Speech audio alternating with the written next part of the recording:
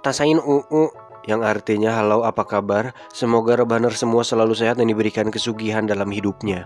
Kali ini saya akan merangkum sebuah film yang masih hangat karena baru dirilis tahun 2020.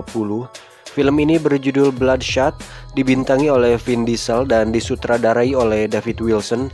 Tanpa banyak bercakap, langsung saja siapkan handsfree, kencangkan celana dalam, simetriskan posisi rebahan, cium aroma minyak kayu putih. Selamat menonton dan check it out.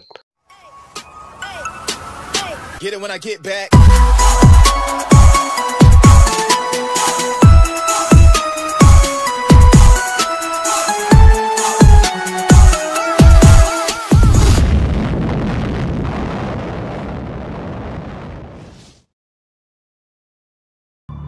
Four hostages down.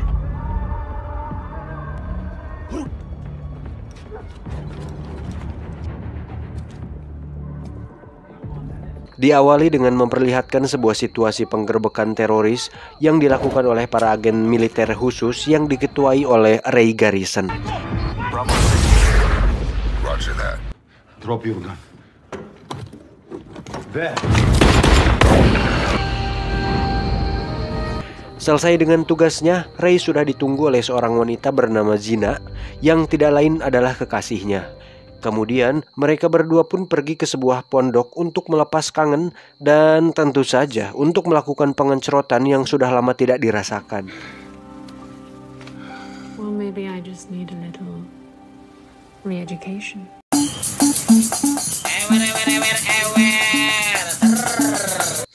Namun terjadi sebuah insiden tak diduga di mana ada seorang pria bernama Martin menculik mereka berdua. Gina.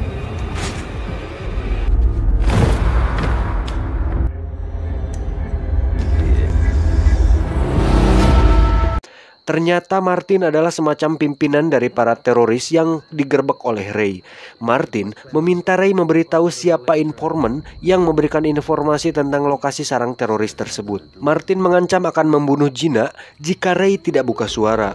Namun Ray tetap tidak memberitahunya karena memang tidak tahu. Lalu Martin pun membunuh Gina, kemudian membunuh Ray. Dan disinilah semua berawal.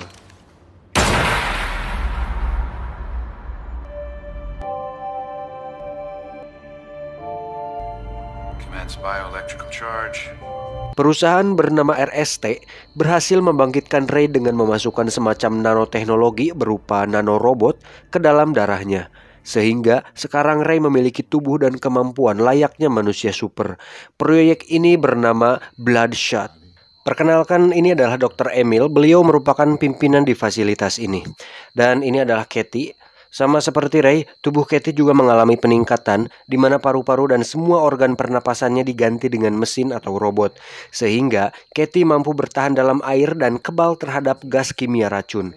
Dr. Emil menjelaskan bahwa saat Ray wafat, tidak ada yang mengakui jenazahnya. Sehingga pihak militer mendonasikan tubuh Ray ke fasilitas ini. Ray yang mendengarnya pun terlihat sangat sedih dan terpukul karena di saat dirinya masih hidup dan sehat, orang-orang sering mengaku-ngaku saudara padanya. Apalagi saat ditilang polisi di jalan. Giliran udah mati nggak diakui pisan sama sekali. Ray dalam hatinya pun berkata, "Sat!" Dr. Emil pun mendemonstrasikan nanorobot yang ada di dalam tubuh Ray dengan menyayat telapak tangannya. Ternyata, nanorobot yang terdapat dalam darah Ray secara otomatis memulihkan setiap sel atau jaringan yang rusak dalam tubuhnya. Dengan kata lain, Ray tak bisa mati, kecuali oleh Saitama.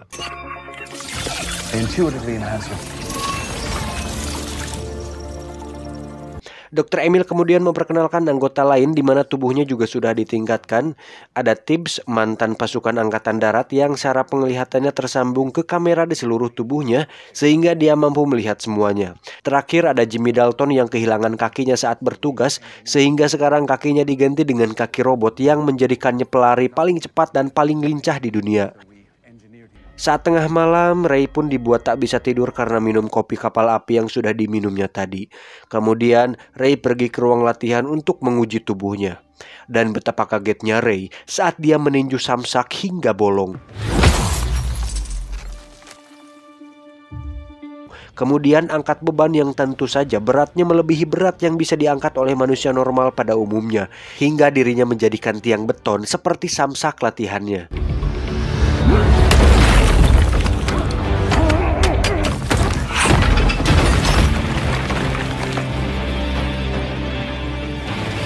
Selesai dengan itu, Ray pun duduk di samping kolam renang yang kebetulan di sana ada Katie yang sedang berenang.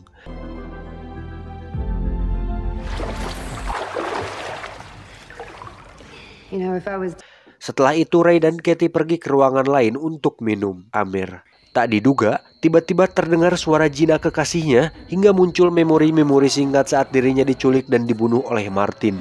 Dari situ, Ray memutuskan untuk pergi dan membunuh si Martin. Dr. Emil dan tim yang mengetahui hal tersebut pun dibuat panik dan meminta Ray untuk kembali. Namun, Ray kekeh ingin balas dendam kepada Roy Martin. Ray kemudian mengakses internet melalui komputer Dr. Emil untuk melacak lokasi Martin hingga akhirnya ditemukan. Martin yang ternyata sedang berada di Ciseeng, Jawa Barat, mengharuskan Ray untuk menggunakan sebuah pesawat. Ray kemudian mengakses dan mengunduh data tutorial menerbangkan pesawat hingga dirinya bisa menyetir pesawat dengan cepat. Di sisi lain, Martin terlihat sedang berada di dalam sebuah iring-iringan mobil yang didampingi oleh para pengawal bersenjata. Saat melewati sebuah terowongan, tiba-tiba dia dikagetkan saat melihat sebuah truk di depannya oleng dan menabrak satu mobil pengawalnya hingga jalannya tertutup. Dan ternyata itu adalah Ray. Dari sini kita akan melihat seberapa hebat kemampuan yang Ray miliki. Ray pun berkali-kali diberondong peluru oleh para pengawal Martin. Namun tubuhnya tetap pulih dan justru para pengawalnya dibantai habis oleh Ray, hingga menyisakan Martin yang pada akhirnya tetap tewas. Wassalam. Thanks for the advice. Setelah semua selesai, Ray pun kembali. Katie, Tibbs, dan Jimmy pun sudah tiba di sana untuk menjemputnya. Ternyata Ray pun memiliki kelemahan di mana saat dirinya terluka, nanorobot yang ada dalam darahnya harus bekerja keras untuk memulihkan tubuhnya sehingga para nanorobot perlahan melemah. Dan untuk mengembalikan itu, Ray harus di-charge atau isi ulang energi di fasilitas Dr. Emil.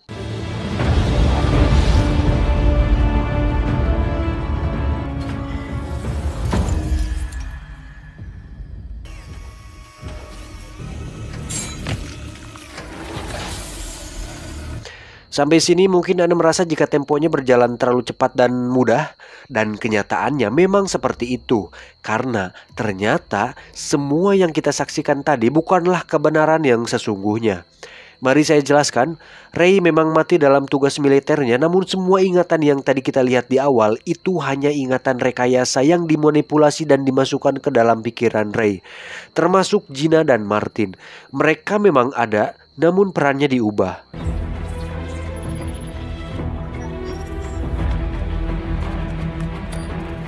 Gina sebenarnya masih hidup dan tidak pernah diculik. Martin sendiri, dia sebenarnya adalah rekan Dr. Emil di perusahaan ini yang menentang tujuan perusahaan tersebut atau bisa disebut pengkhianat. Sehingga dengan kata lain, Ray dijadikan semacam robot pembunuh oleh Dr. Emil dan perusahaan RST ini.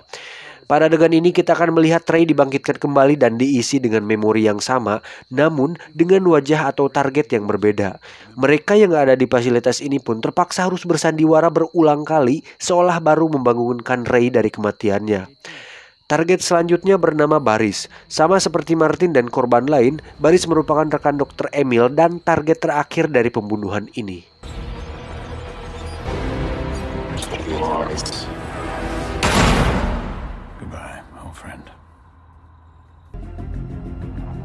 Nanites.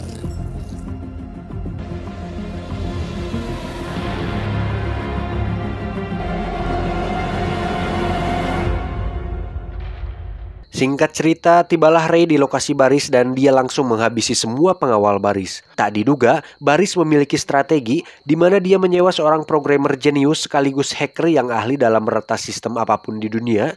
Orang itu bernama Wiggins. Wiggins pun memiliki teknologi khusus untuk memandikan nanorobot yang ada dalam tubuh Ray, dan itu digunakan Baris untuk menyelamatkan nyawanya. Namun ternyata Baris tetap mati karena ternyata Wiggins merencanakan sesuatu yang lain, di mana Wiggins sebenarnya tertekan oleh Baris dan memanfaatkan Ray untuk bisa bebas. Do it. Make it work. Do it. Now. Do it. Okay. Right there. Which one? This one? Not that one, that one. Get out! It's one of the two.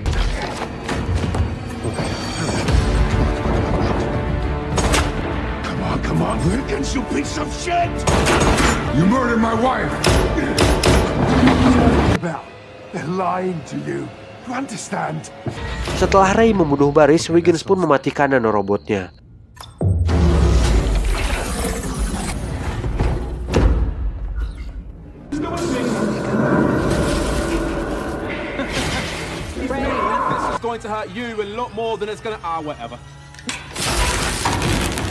Saat Ray diaktifkan kembali, Wiggins pun menjelaskan semuanya bahwa Ray sudah dimanipulasi oleh Dr. Emil dan perusahaannya. Karena Wiggins sudah meretas sistem nanorobotnya, Ray yang sekarang sudah tidak lagi tersambung kepada Dr. Emil. Oh, man, my wife, Gina. I never even looked for her. Walk away from me.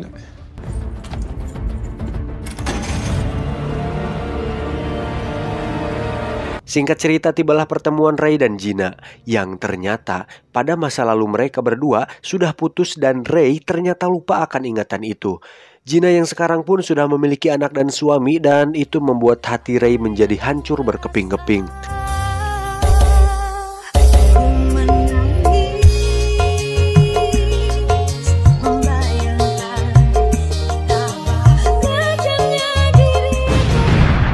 Di saat hatinya gundah gulana, tiba-tiba mobil yang dikendarai Ray ditabrak oleh sebuah truk.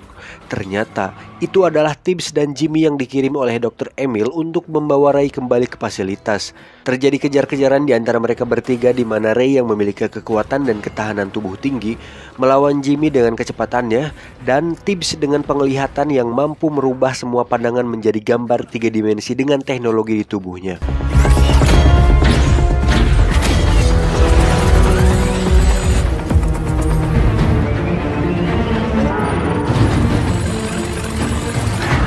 Dan pada akhirnya Ray berhasil dilumpuhkan saat Tibbs berhasil menancapkan alat, sehingga nanorobot dan sistem dalam tubuh Ray berhasil dinonaktifkan. Di fasilitas sendiri terlihat Dr. Emil menyuruh Katie untuk membunuh Wiggins.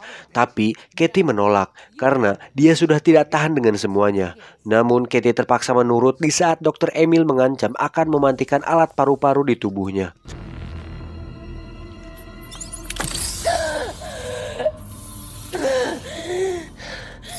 Singkat cerita, Katie berhasil menemukan Wiggins, tapi justru melumpuhkan para pengawal Dr. Emil. Dan ternyata Katie memiliki rencana yang lain.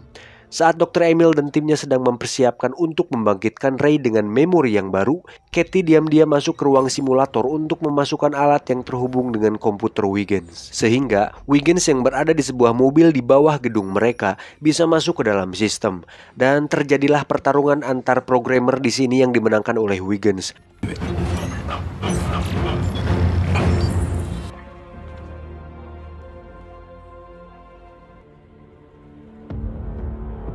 Oh, Jesus. 20 quid he just said, oh Jesus. Dan akhirnya Ray bangkit kembali dengan kesadaran awalnya untuk bertemu dengan Dr. Emil, meminta pertanggungjawaban semua atas perbuatannya. Namun hal itu tidak semudah yang dibayangkan, karena Dr. Emil mengirim Tibbs dan Jimmy dengan teknologi barunya. Di sini terjadi pertarungan dahsyat di antara mereka bertiga, di mana tangan robot yang dimiliki Jimmy mampu menembus tubuh Ray dan mendorongnya keluar gedung. Hingga akhirnya pertarungan dilanjutkan di jalur lift.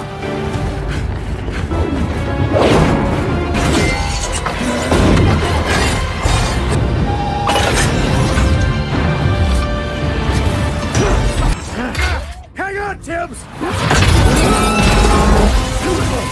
Pada detik-detik akhir pertarungan, Jimmy berhasil membuat Ray terlempar yang membuat liftnya rusak. Sehingga Tibbs dan Ray harus gelayutan agar tidak terjatuh. Namun ternyata Jimmy yang egois membuat keputusan nekat, di mana dia mengorbankan keduanya terjatuh.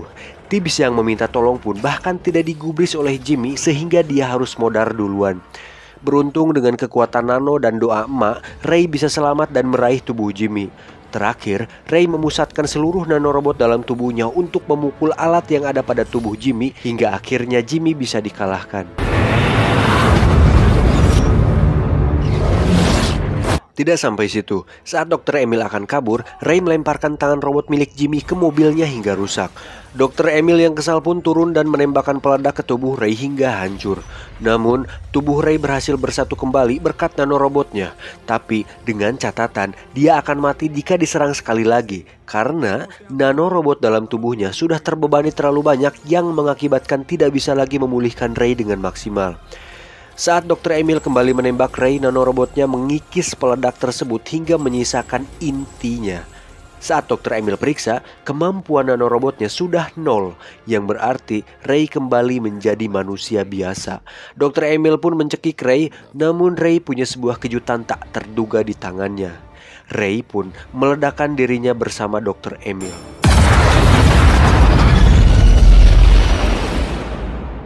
Terakhir, bukan film namanya jika tokoh utama mati. Memangnya film Law Abiding Citizen kemarin. Entah bagaimana caranya, Wiggins berhasil membangkitkan kembali Ray. Di sana juga terlihat ada Katie yang sudah berpakaian semeringah. Dan dari sini mereka pun melakukan perjalanan dengan mengikuti kemana arah angin menuju, dengan membantu orang-orang yang membutuhkan dan berbagi kebahagiaan dengan mereka. Sampai jumpa di episode Uang Kaget selanjutnya.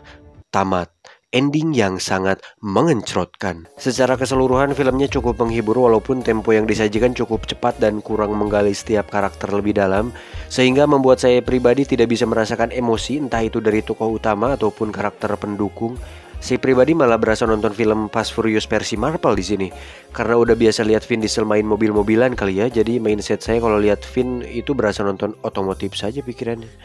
Padahal bagi kalian yang belum tahu, Bloodshot ini diangkat dari komik superhero dengan judul yang sama dan digadang-gadang akan bergabung dengan Gundala untuk membasmi kejahatan Kiwi Lawuk yang sudah dibangkitkan kembali dari kematiannya. Tapi itu hanya rumor, jadi entahlah, hanya mbak-mbak yang suka nongkrong di jembatan layang yang tahu.